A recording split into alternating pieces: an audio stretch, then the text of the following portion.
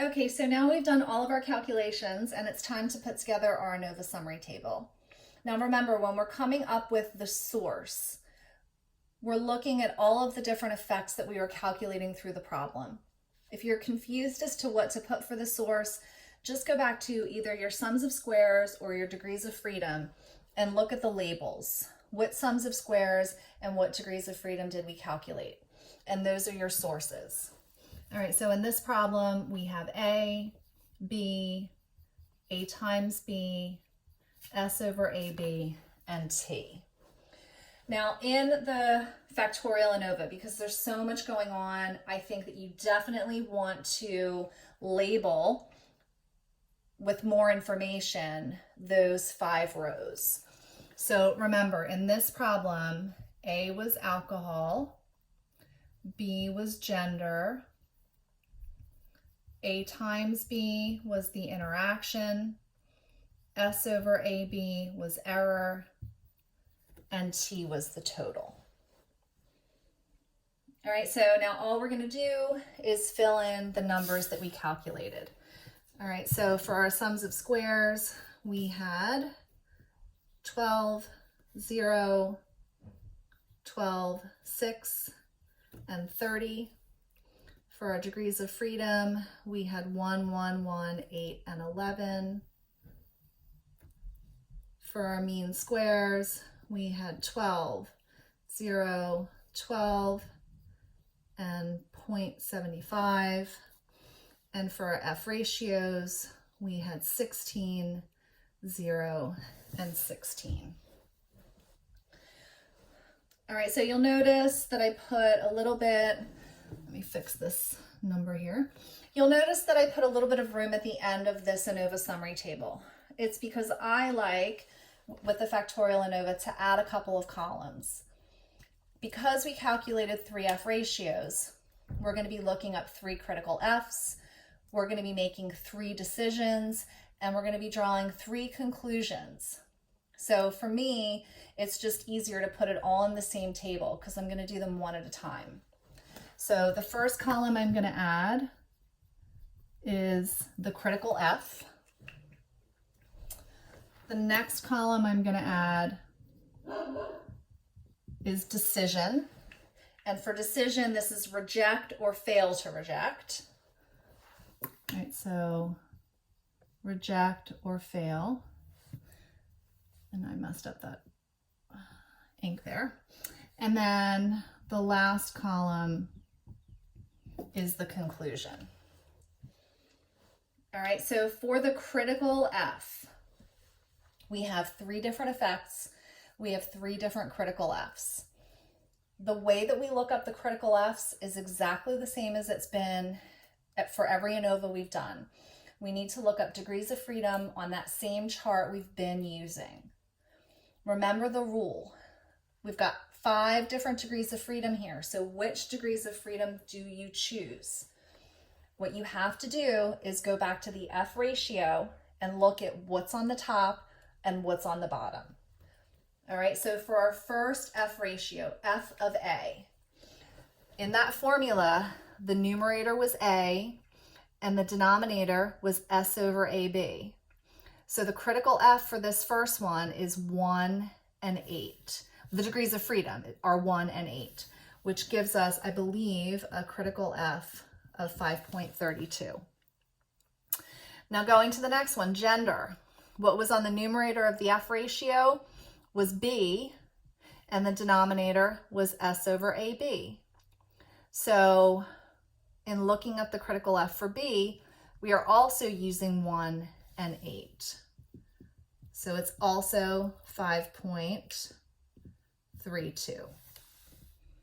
And finally, for the interaction, what was on the numerator was A times B, and the denominator was S over AB. So also for the interaction, we're using 1 and 8, which is 5.32. Now, it's just because we had 2 levels of A and 2 levels of B. That's the only reason why we ended up with 1, 1, and 1, and all the same critical F. If we add a level of A up here, or if we add a level of B down here, they're not all going to be the same. All right, so this is just a really simple factorial ANOVA where we ended up with 3 of the same critical Fs, but you could just as easily have 3 completely different critical Fs.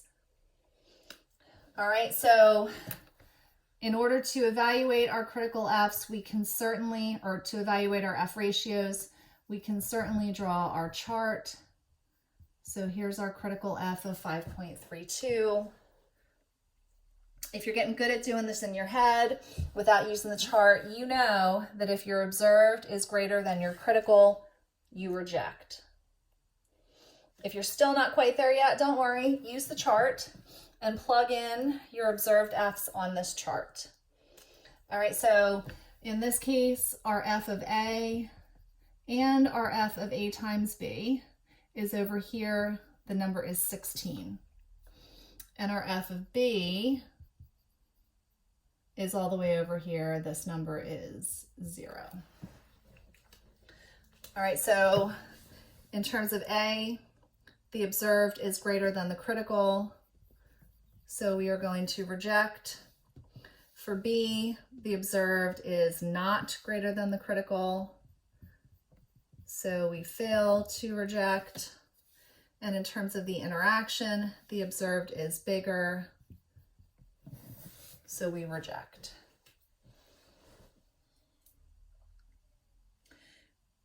In terms of our conclusions, the wording on the conclusions is very important. For this first row, all right, everything having to do with A, what we are looking at in that first row of the table is the effect of alcohol on speech only. So that first row is not looking at gender at all. That first row is looking at how does 0 drinks compare to 2 drinks. It's ignoring the fact that we have another variable over here. So we rejected, which means there is an effect. And again, we're just going to talk about alcohol and speech. So the conclusion here is that alcohol affects speech.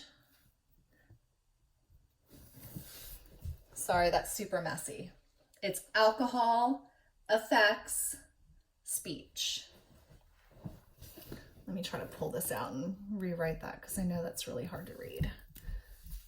All right, alcohol affects speech.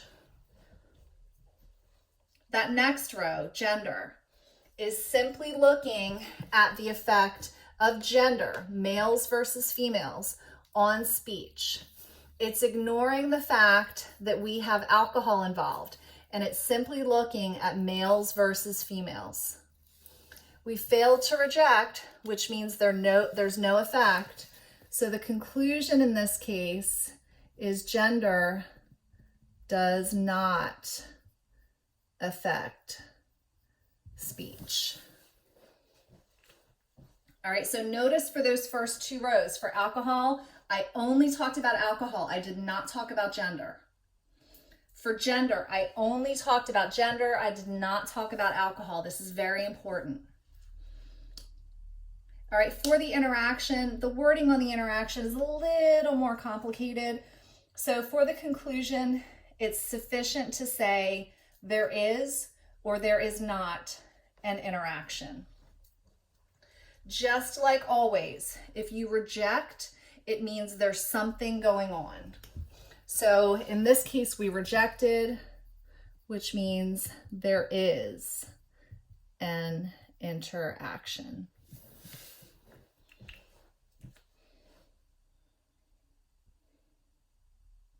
All right, so I'm going to stop this video. I have, I think, one more quick video where I'm going to show you guys how to do journal format. And even though in that PowerPoint lecture, I had the interaction charted, I'm going to do it on a video so you can kind of see in real time how we chart the interaction.